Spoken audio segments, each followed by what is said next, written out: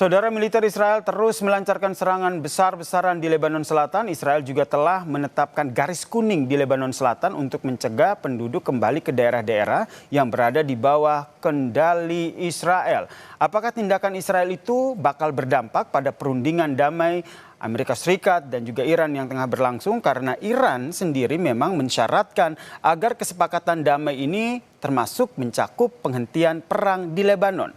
Kami membahasnya bersama dengan pengamat Timur Tengah, Badan Riset dan Inovasi Nasional, Mas Nostalgiawan Wahyudi, dan juga peneliti senior Indo-Pacific Strategic Intelligence, Mbak Fauzia G. Cempaka Timur yang telah bergabung bersama kami di Kompas Petang. Selamat petang semuanya. Selamat petang, Mas Yeser. Saya ke Mas Wawan dulu. Mas Wawan melihatnya apa sebenarnya serangan yang terus dilakukan? Memang selama ini kita melihat bahwa Israel terus membombardir wilayah Lebanon Selatan. Tapi sekarang sudah ada yellow line, begitu, garis kuning yang ditetapkan. Menurut Anda, apa yang mendorong Israel untuk ingin banget menguasai Lebanon Selatan?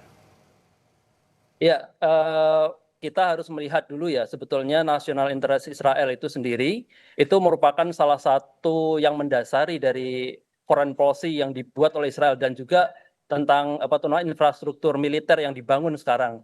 Jadi bagaimana dengan dalih menggunakan keamanan internal dan dia ingin membuat sebuah wilayah yang kira-kira nanti tidak dapat diserang oleh luar, termasuk di sini Hizbullah. Jadi dia menggunakan wilayah itu untuk national interest yang sebetulnya ingin menguasai wilayah-wilayah Lebanon. Kita tahu bagaimana dataran tinggi Golan ya sudah dikuasai oleh Israel, dan juga Sinai juga itu sudah sekarang ditata sedemikian rupa oleh militer dari Mesir dan juga berjaga-jaga penuh.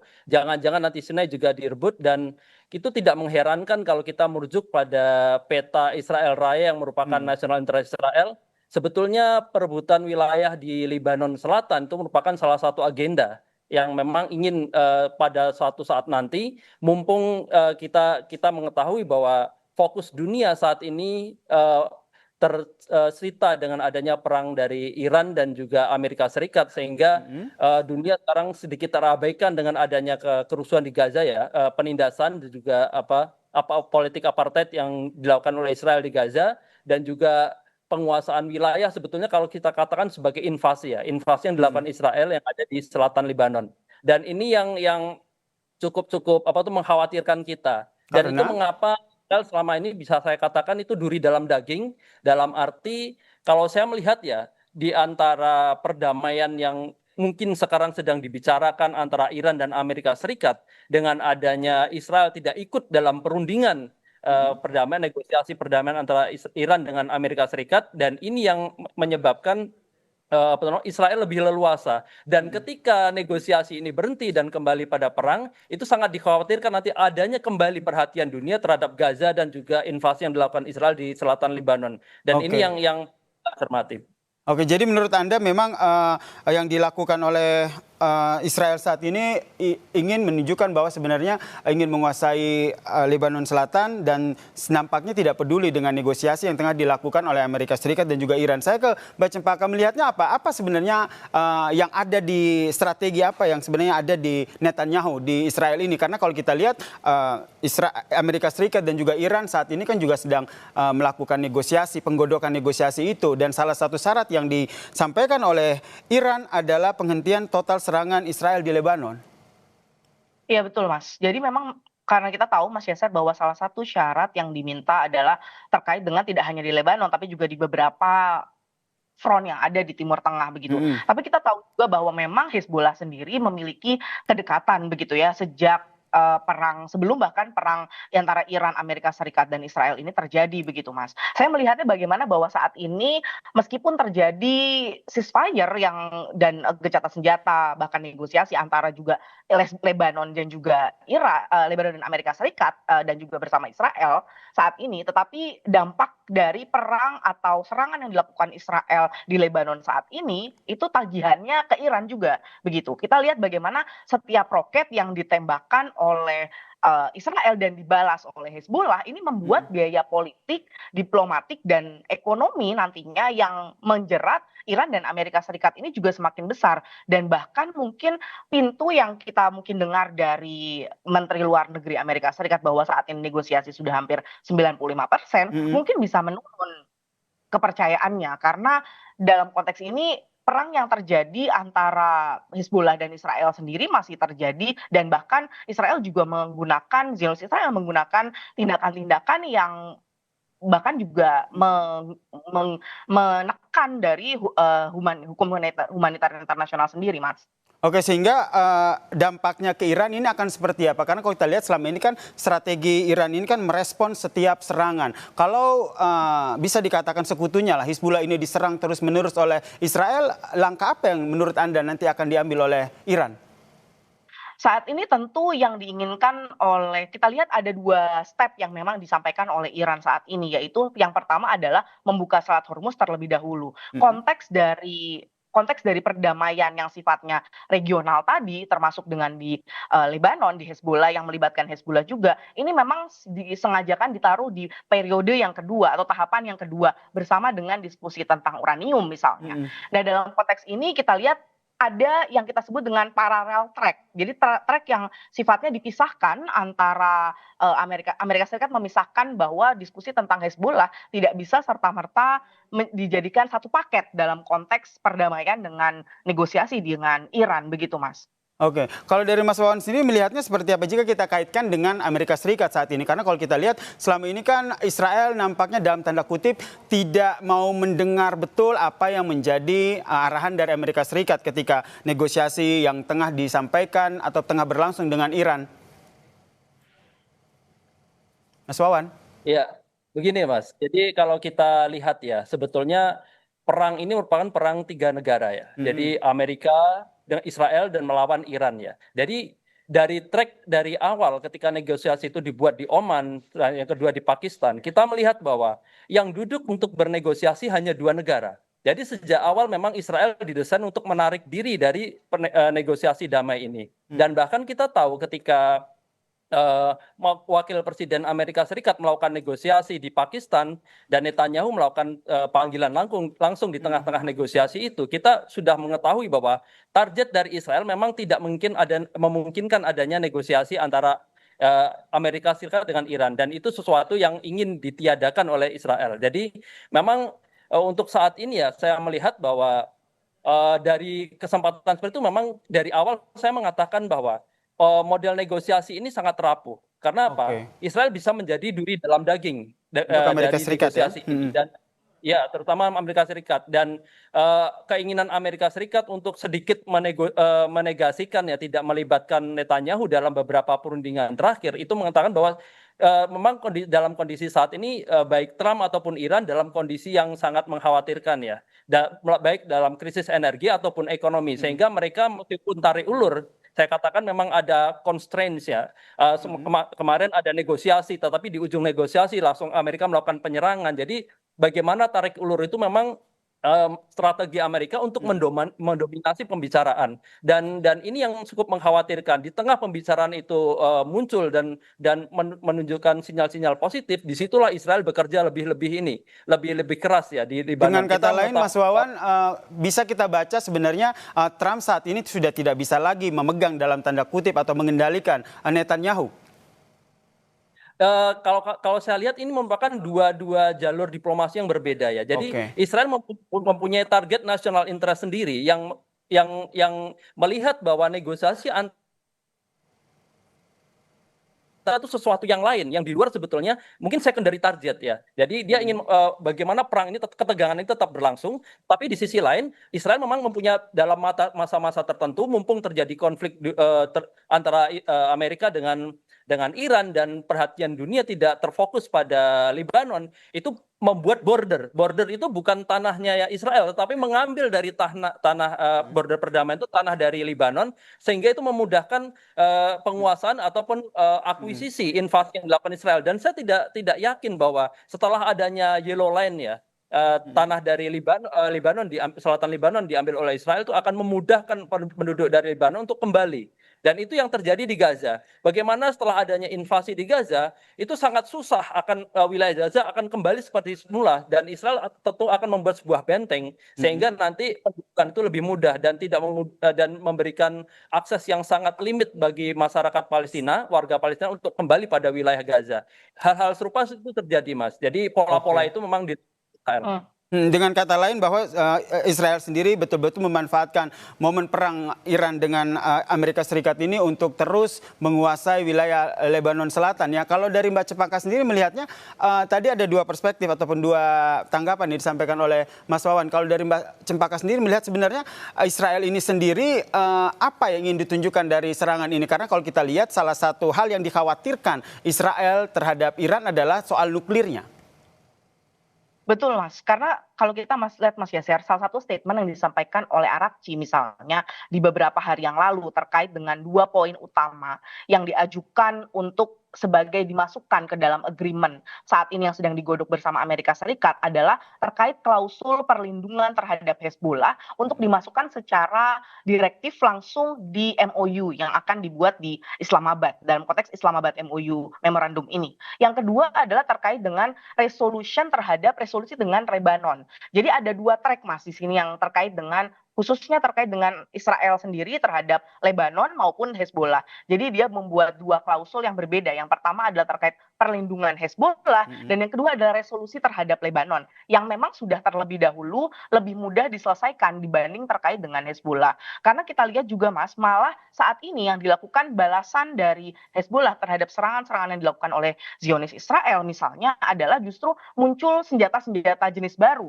Misalnya fiber drone dalam konteks ini sebuah senjata yang belum pernah dipakai sebelumnya begitu oleh Hizbullah sendiri. Nah, dalam konteks ini saya melihat antara tarik-menarik yang dilakukan oleh Iran sendiri untuk memasukkan klausul terkait Hezbollah dan juga Lebanon ini sebenarnya bentuk dari dilema juga Mas, karena dalam konteks ini ketika ditekankan, ketika di-pressure untuk dalam satu sisi Hezbollah adalah front atau partner yang sangat dekat dengan Iran, di sisi lain jika terus-menerus ditekan dalam konteks ini terhadap Amerika Serikat untuk memenuhi poin ini, maka bisa jadi malah kesepakatan yang tadi sudah 95% bisa malah semuanya crumble atau malah tidak disepakati kembali, mentah kembali. Begitu Mas Yasser, saya lihat.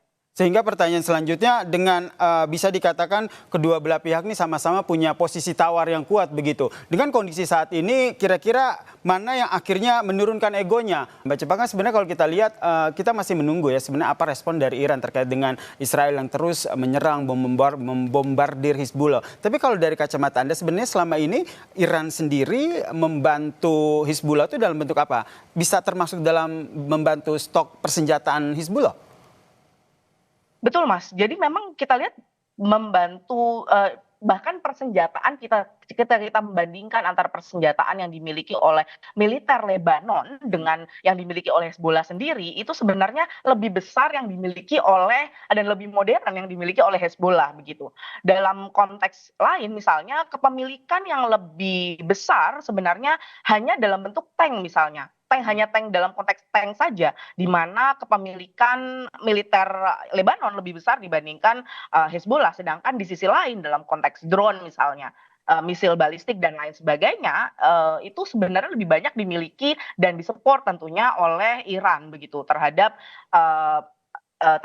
Hezbollah begitu. Bahkan ada pandangan saya yang melihat bahwa senjata-senjata yang saat ini saya tadi sampaikan ada beberapa senjata baru yang sebenarnya belum pernah dipakai Hezbollah dan saat ini dipakai bisa jadi sebenarnya Iran juga sudah memiliki teknologi tersebut begitu tetapi belum dipakai juga oleh Iran. Nah ini sebenarnya analisis yang bisa muncul ketika kita melihat apa yang dilakukan atau terjadi di Hezbollah dan Lebanon sebenarnya memiliki keterkaitan yang sangat erat dengan apa yang nantinya akan terjadi oleh yang diputuskan oleh Iran terhadap negosiasinya. Nah ini yang menarik untuk kita analisa Mbak Fauzia. Jadi menurut Anda nanti langkah yang diambil oleh Iran kalau jika kita berbicara bahwa Israel menyerang Hizbullah ini akan berdampak ke Iran, tentu ada 2. Pertama yaitu akan melakukan serangan militer terhadap Israel ataupun sekutunya Amerika Serikat atau mundur dari negosiasi untuk mengancam Amerika Serikat. Kita nggak bisa negosiasi lagi nih.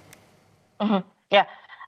kita harus lihat juga Mas, kenapa misalnya pertanyaannya, kenapa kok Iran begitu ya, mendorong adanya negosiasi yang memasukkan Hezbollah. Dan di sisi lain kita juga tanya kenapa kok Israel selalu nagging atau merusak negosiasi ketika ini sudah hampir sepakat begitu ya antara Amerika Serikat dan Iran sendiri.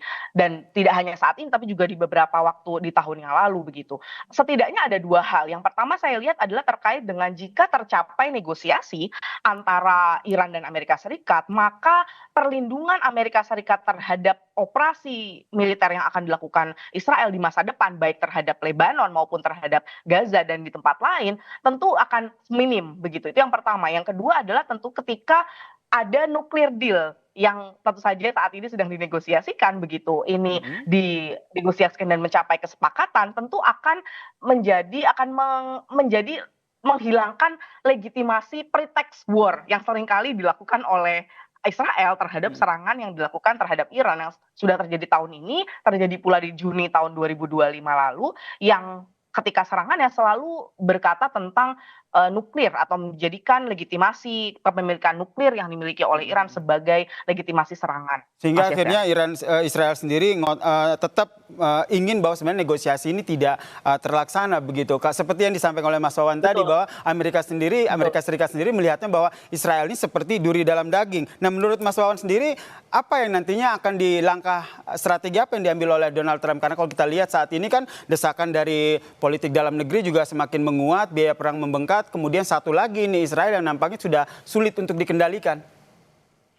Ya, begini Mas Yasir. Jadi memang ada dua national interest yang ingin dicapai oleh Israel ya. Yang pertama, dia ingin program nuklir dari Iran itu berhenti sehingga dia merupakan negara yang aman di kawasan. Sehingga kita melihat bahwa Israel memandang bahwa nuklir Iran merupakan satu-satunya ancaman yang cukup berarti ya dibanding dengan kapasitas militer dari negara-negara Teluk di sana. Yang kedua, memang dia mempunyai agenda untuk melakukan perluasan wilayah yang dia katakan bahwa target kita lihat ya, bahwa kemarin itu kita mengetahui bahwa Trump tiba-tiba memasukkan syarat baru, yaitu normalisasi hubungan negara-negara Teluk dengan Israel. Jadi saya kira mungkin relasinya tidak setajam itu ya. Jadi kerangka apapun pembicaraan yang dilakukan oleh Trump terhadap Iran itu memang masih dalam koridor yang dibicarakan dengan Israel. Jadi memasukkan syarat itu merupakan salah satu tekanan yang dilakukan oleh Netanyahu terhadap Trump, saya kira. Dan kedua tujuan tadi, penguasaan wilayah dan juga penghilangan nuklir yang di Iran, itu merupakan dua langkah yang memang ingin di-split ya, bagaimana nanti itu dilakukan oleh Amerika, dengan di sisi lain dia mencapai nasional interestnya sendiri. Dan ini yang dikembangkan sebetulnya, bagaimana ke depan mungkin perang atau serangan nuklir itu, serangan rudal balistik itu tidak terjadi, tetapi suspensi ketegangan konflik itu terasa panjang, itu yang diinginkan Israel. Kemungkinan ke depan misalnya yang jadi prioritas Iran adalah pembukaan Selat Hormuz, karena di sana juga Iran bergantung dengan perdagangan yang ada di Selat Hormuz, dan juga negara-negara dunia, terutama rekanan dari Amerika yang berada di Asia Pasifik itu sekitar 80% tergantung dengan perdagangan ataupun lintas energi Selat Hormuz, dan itu akan menjadi prioritas pertama. Sedangkan misalnya itu nanti perdamaian itu terjadi, nanti konflik yang ada di Israel, di Lebanon, ketika itu tidak dilakukan, maka pressure yang kedua kemungkinan Amerika saya kira tidak akan membela Iran pada titik ini, tetap akan membela Israel dalam tanda kutip ya, sehingga satu tujuan yaitu pembukaan Selat Hormuz tercapai, tapi tujuan lain dari politik Israel, saya kira Israel tidak akan mundur untuk melakukan penyerangan terhadap Libanon ataupun negara-negara dengan apapun. Dan setelah ini mungkin Suriah yang paling dekat dengan konflik dengan dataran tinggi Golan. Dan saya kira maintaining konflik yang dilakukan Israel itu tetap berjalan, sehingga pada sisi lain mungkin dari perang Iran dan Amerika Serikat itu akan sedikit mereda, tetapi ketegangan itu tetap terjadi. Karena kita melihat bahwa tidak ada trust sama sekali dalam negosiasi yang terjadi pada saat ini antara Amerika dengan Iran. Nah, karena kalau kita lihat sekarang itu kan Iran sendiri kan sudah mulai bisa dikatakan melonggarkan ya aturan di Selat Hormuz. Ada beberapa kapal yang sudah bisa melintas ini. Nah, dengan kondisi seperti ini, Iran kalau kita lihat kan Iran selama ini menjadikan Selat Hormuz ini sebagai kartu asnya begitu. Apakah akan digunakannya lagi untuk mengancam Israel melalui Amerika Serikat?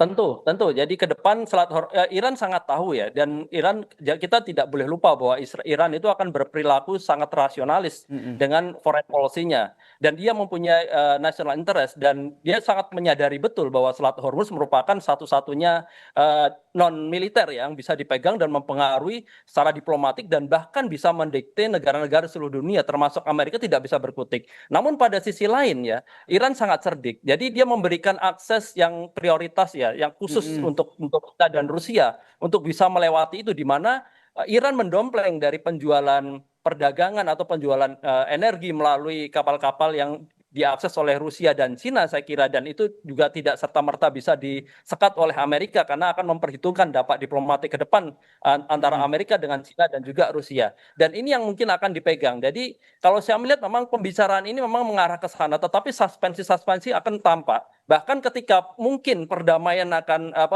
titik temu dari negosiasi itu mungkin akan tercapai, namun akan selalu ada kejutan, saya kira. Itu Dan kejutan terjadi pada itu Oman, kemungkinan terjadi pada besar Pakistan. dan kejutan itu kemungkinan besar akan hadir ataupun datang dari Israel begitu ya. Seperti yang tadi dikatakan Mas Wawan, tadi kan Israel sebenarnya kan ada 2 poin, yaitu nuklir Iran terhenti dan juga perluasan wilayah Lebanon. Kalau Israel sendiri terus ngotot ingin mendapatkan 2 hal tersebut, menurut Mbak Cempaka sendiri kira-kira siapa yang bisa menghentikan kemauan dari Israel ini, di saat kita lihat Amerika Serikat sendiri juga tidak mau mengunci Israel banget. Iya. Saat ini yang kita lihat, Mas, sebenarnya tadi kita bicara tentang Selat Hormuz tadi disampaikan oleh Mas Wawan.